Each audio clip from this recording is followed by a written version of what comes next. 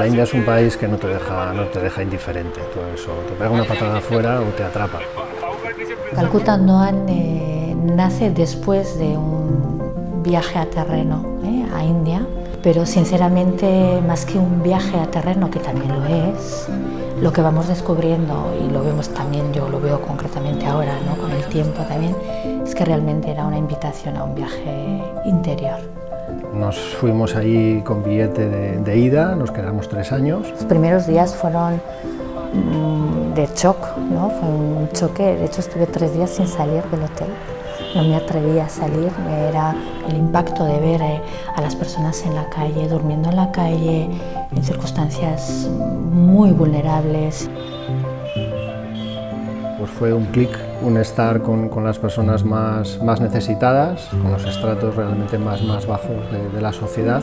Entonces es algo, bueno, pues que se te pega muy profundo, ¿no? Y de ahí es de donde sacas la fuerza, la motivación para hacer algo más, ¿no? Calcuta Andhwan para nada estaba en nuestros proyectos, para nada, es algo que va emergiendo, ¿no?, desde esa confianza absoluta en el proceso de lo que, bueno, va sucediendo y te va llevando. Y bueno, yo creo que al principio, cuando nos fundamos, lo que se imponía era eso, ¿no? Pues las ganas de hacer algo, la ilusión, y realmente, bueno, no sabíamos prácticamente nada de lo que es la cooperación al desarrollo, ¿no?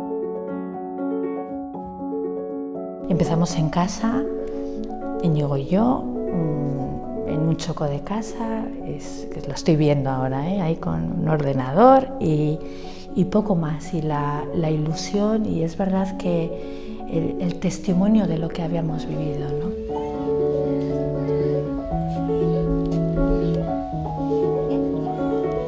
Ahora mismo estaremos apoyando directamente a cerca de 50.000 personas, la mayoría de ellas son mujeres.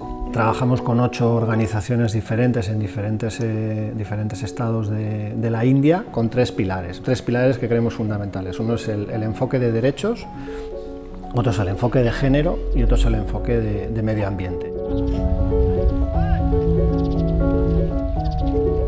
Me empecé a formar en temas relacionados con los movimientos globales, con lo que es el mundo de la cooperación al desarrollo, y fue entonces cuando decidí, en vez de trabajar de forma directa en los problemas concretos o diarios que podían tener las personas, trabajar para combatir esas causas, esos porqués reales que están detrás, ¿no?, de las situaciones que nosotras nos podemos encontrar en el día a día en nuestro entorno, o las situaciones que se encuentran esas personas en su día a día en su entorno, ¿no? Cuando estás donde tienes que estar, las circunstancias se van dando, ¿no?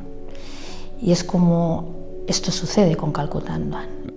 Me empoderé de alguna manera, o me reforcé la postura de intentar cambiar las cosas desde lo local.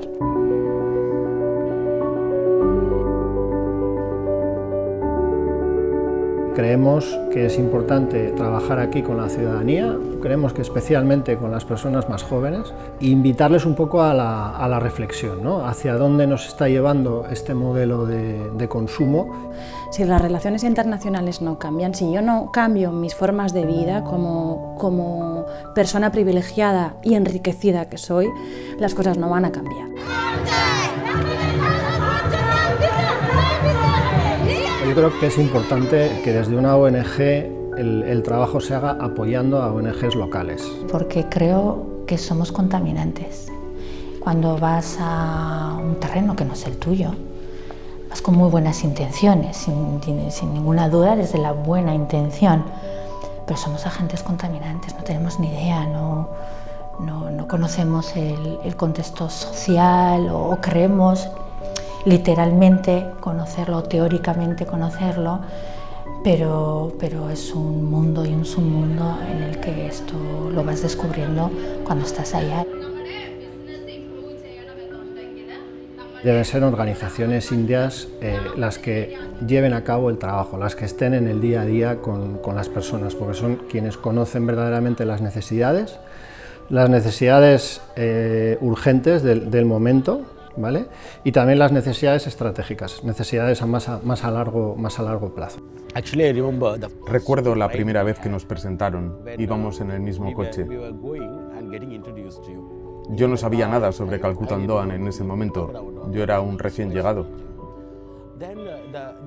Pero enseguida entramos en sintonía y nuestra relación comenzó a crecer a partir de entonces.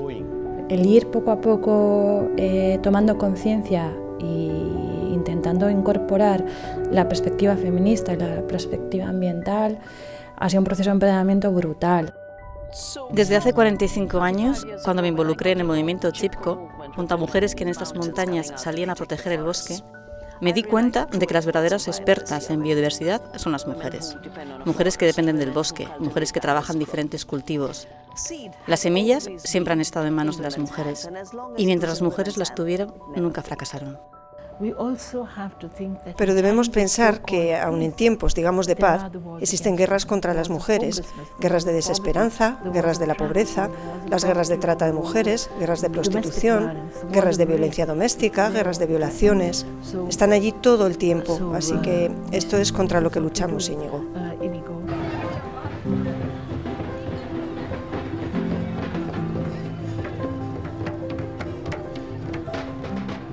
La voz de la mujer, aquí o allá, es la voz de la mujer, no es que haya mujeres, ¿no? Es algo mucho más, esta sororidad, ¿no? Esta resonar entre nosotras, ¿no? Entonces no es tanto que nosotras desde aquí, desde nuestra parte occidental, enseñemos a las de allá, ni las de la parte oriental nos enseñen, ¿no? Estamos unidas en este ser mujer que es algo mucho más profundo y desde ese resonar, no solamente por ser mujer, ¿no? Sino desde esa visión feminista de la vida. Han descubierto la manera de ir transformándose, de ir empoderándose y de ir ser capaces de ser cada vez más protagonistas de sus vidas, ¿no? A nivel personal, en sus familias, en sus comunidades. Como parte de este proyecto impartimos muchos talleres, llevamos a cabo clases de sensibilización para que puedan participar en el proceso democrático de una toma de decisiones. También preparamos lideresas para participar en procesos políticos locales, en las elecciones en sus aldeas. Elecciones de los panchai, de los ayuntamientos. Estas mujeres están preparadas, así que mujeres formadas en este proyecto se presentarán a las próximas elecciones.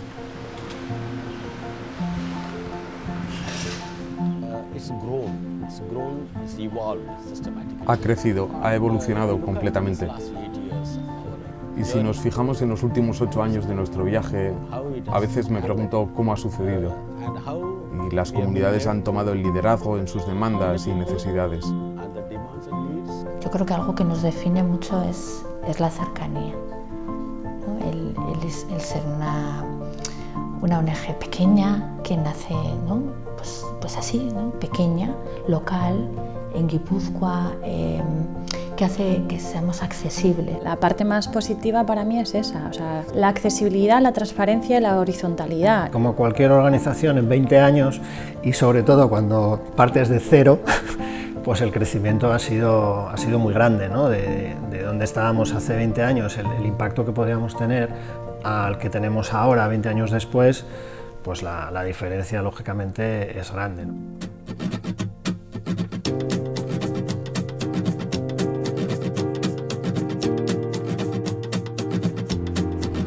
Un recuerdo especial a Missionaries of Charity, nuestras sisters, que de alguna manera nos dieron la oportunidad de experimentar en primera persona este encuentro con la vulnerabilidad, con el otro, ¿no? Nos dio la razón principal de poner en marcha los proyectos de Calcuta Ondoan, ¿no? Y una mención muy especial al proyecto Ashabari, que fue este motor junto a esta familia paralela india, ¿no? Brother Das, Lili y Dalima, que conjuntamente, bueno, pues con la vida, ¿no? Y esa implicación paralela, pues llevamos esperanza y dignidad a las personas y la recibimos igualmente.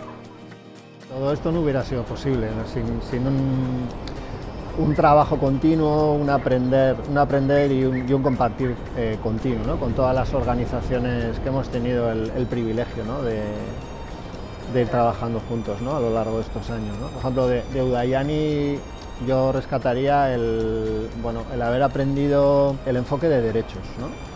Cómo se ha trabajado el empoderamiento con las mujeres en las aldeas y cómo hemos sido testigos, ¿no? De esa transformación a lo largo de los años. Sí, y de Visuas también, ¿no? Destacar sobre todo, agradecer un montón el compromiso con las personas y las familias afectadas de VIH y luego sobre todo a los trabajadores y trabajadoras que una vez estuvieron afectadas y que están ahí a pie de cañón en este acompañamiento. Eso fue algo que a mí me impactó un montón, la verdad. Sí, creo que una de las claves ha sido el buscar y pues organizaciones punteras, organizaciones claves en India, ¿no? Como en el caso de Navdanya, con Bandana Shiva, yo de ahí sí que lo que he aprendido ha sido el conectar con la tierra, ¿no? Ese concepto de globalidad y aprender desde las fuentes del ecofeminismo, ¿no? Y no solamente de ellas, sino eso como lo hemos ido pues trasladando a otros proyectos. Y Saki también, ¿no? La incorporación de esta mirada feminista en el trabajo y en los gobiernos locales. Un proyecto muy bonito que es de los más recientes, el de SISP, en el sur, en Kerala, cómo han sabido trabajar con los niños y las niñas de la calle, cómo han sabido aprovechar todo el tema de los valores del deporte para lograr, ¿no? Que se incorporen al sistema educativo y sobre todo a través de esos valores pues llevarles motivación, esperanza, ¿no? Y Vimochana, Vimochana, ha sido una pasada conocerlas, tenerlas aquí también y esta visión del mundo, ¿no? Desde el feminismo y el pacifismo, ¿no? Esta lucha, ¿no? Por los derechos de las mujeres y este empoderamiento, ¿no? que también cuestiona, ¿no? Mi propia manera de estar en el mundo y una gratitud grande a Vimochana. Sí, yo creo que esa relación que cuidamos, ¿no? Desde Calcuta Andoan con las organizaciones, como una relación más personal, no de organización a organización, sino entre personas. De TSS, por ejemplo, la capacidad de trabajo del equipo humano es una organización bastante grande. Y a pesar de que es una organización grande, cómo conectan, ¿no? Con las necesidades de la gente en las aldeas de pescadores. Y a Meni también, ¿no? Las hermanas de Meni, que también fue muy bonito el ir al proyecto y fue como volver a los orígenes con ellas, ¿no? Y agradecerles muchísimo continuar con este trabajo de calle con las últimas y los últimos, dignificando, ¿no? Las personas afectadas de diversidad funcional y la enfermedad mental tan importante y que margina tanto en todas las partes del mundo, ¿no?